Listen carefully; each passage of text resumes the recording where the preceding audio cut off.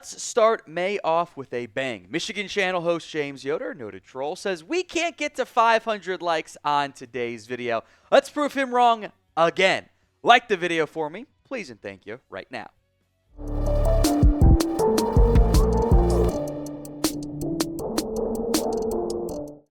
We're going to begin with the quarterback battle after Ryan Day offered some insights and some conversations with On3 and others about, or I should say at his Tuesday press conference where it was offered, and On3 and others all kind of broke it down pretty good in depth there. Let's break down what Day had to say on this pending quarterback battle, or ongoing quarterback battle. He said, I feel like Lincoln going into the spring game was a little bit ahead of Julian. And then I thought if you just watch the game, Julian probably performed a little bit better than Lincoln during the spring game. And here we are, We've gone back through, watched the spring practices. The grades are pretty similar. So we'll take it into the summer. We'll let them play. The more you play, the more things find a way to work themselves out. So who knows? Who knows how it's going to shake out? But Ryan Day's not going to tell us who's in the lead. That was a long-winded way of saying we're going to continue the battle. I do think there is some honesty there. Even some of the publicly available, or media available, I should say, practices was like, yeah, Lincoln Kienholz is playing a little bit better than Julian Sayin is. We all got to watch the game. Sayin was better, especially to begin that game. I think Sayin offers more upside. I think that if you're looking for the next great Ohio State quarterback, I think the attributes and all the things that Sayin offers are probably a little bit better than what Lincoln Kienholz offers. But upside isn't proven. And Ryan Day is not going to shy away, nor should he, from simply playing the better quarterback of those two. So this is not going to go away anytime soon. This is going to be one of the biggest storylines for Ohio State between May and June, and maybe not June and July since there's not a lot going on, but into August and September even maybe. It's going to be a huge storyline because it matters. You're replacing an NFL draft pick, QB that helped you win the national championship. There's a lot riding on this decision from Ryan Day. So predictions. Who do you think ends up winning the starting quarterback job? Even though we'll probably see both of them at some point this year, if only in mop-up duty. LK for Lincoln Kienholz, JS for Julian Sayin. This is the pinned comment on today's show. The ad comes here on YouTube. That's fine. Take advantage of it. Ignore it. Head down there and let me know. Type LK or JS. Look, my money in the end is still on Julian Sayin. I think he was the favorite going into this battle. Maybe the spring was a little shaky to start, but he's got the momentum coming out of that spring game. You've got all of fall camp still.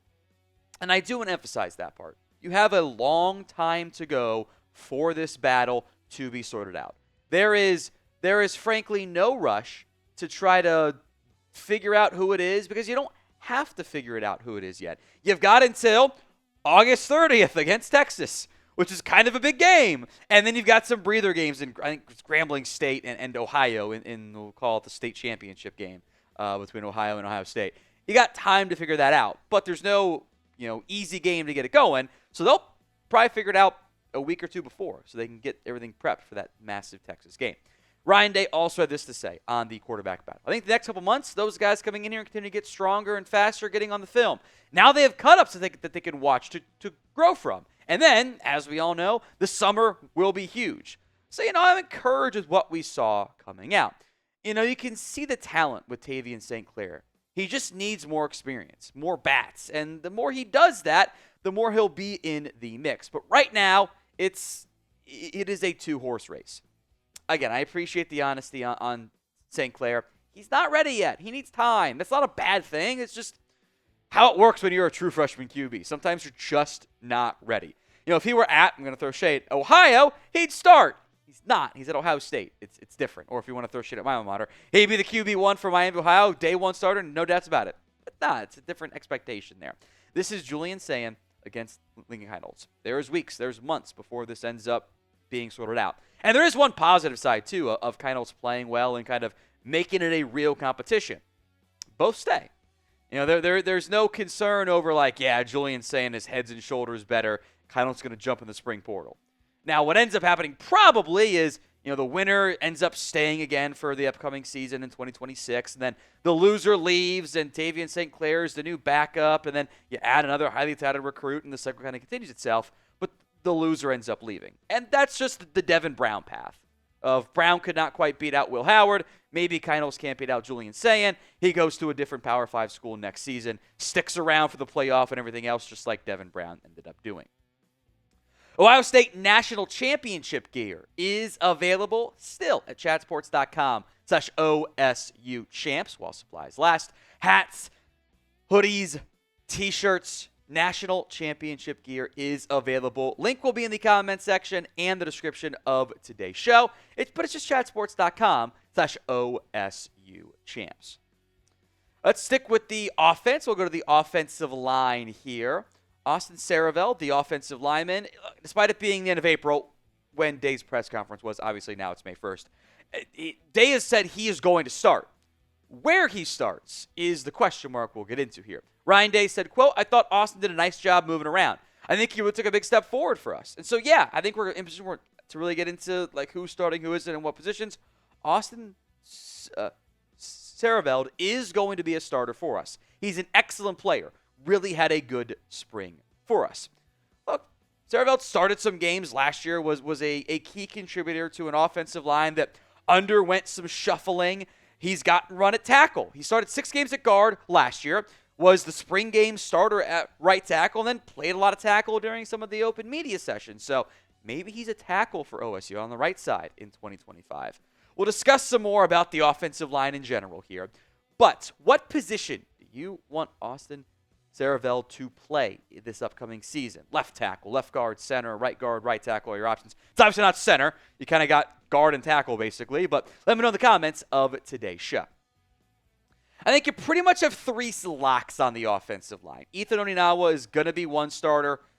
Probably left tackle would be my guess on that one. Carson Hinsman was the center once Seth McLaughlin went down. He'll be back at center again. And then Siereveld is, I would say, probably right tackle or right guard. And maybe right tackle is the favorite there. And then he kind of got 4 guys for 2 spots. Some guys who have played. Philip Daniels was going into spring, kind of thought was the likely starter at right tackle. Maybe that's not the case anymore. Josh Padilla could end up earning a role. Maybe he's one of your top backups there. Tegra Shabola, who played a guard kind of down the stretch this past year, he's a candidate. Luke Montgomery got some playing time. So maybe it ends up being the top 3 for 2 spots, especially if it's guards. But maybe Daniels impresses in the fall, and they go, okay, this is great. He can be our right tackle. We'll kick Siereveld inside the guard. There's still some uncertainty to figure out. Hopefully does get sorted out early in August. One recruiting update for you guys. 4-star 2026 wide receiver Caden Dixon Wyatt will be announcing his commitment this upcoming Sunday. Dixon Wyatt is a top 110 overall recruit. He's actually 107 overall. He is a 4-star recruit, number 19 in the state of wide receiver. Is, by the way, high school teammates with Chris Henry Jr. over at Mater Day. The final 4 schools, or final 5 schools, not a surprise. Like if you were to say this is a California wide receiver, who are your top 5 schools, you'd probably be able to get these 5 pretty quickly. Maybe not the first 5 guesses, but I think you'd get there pretty early. Ohio State, Oregon, Alabama, Texas, USC. 11 Warriors reports. It kind of feels like it's Oregon versus Ohio State. Would be nice to beat the Oregon Ducks. They've maybe it's that Phil Knight NIL money up at Oregon, but it seems like Oregon's done a pretty good job of winning a lot of those particular battles as of late. But it'd be nice to get another top recruit. Like if I were a top receiver recruit, I'd go to OSU because all they do is churn out first-round talents. Every single year there's one, it seems like. As of right now, there are 3 2026 commits. Obviously, we mentioned Dixon Wyatt's teammate, Chris Henry Jr., who is now the number 11 overall player in the 24/7 Sports Composite. It's fine. He'll end up being a stud. Jaden Ricketts is now 263. Brock Boyd is 372. Probably going to add at least 1 or 2 more options to that room as this recruiting process unfolds. And we will have more updates for you all offseason long into camp, into the actual games themselves that matter. If you haven't already, hit that sub button, youtube.com/GoBucks. Free Ohio State football YouTube videos right here on the channel.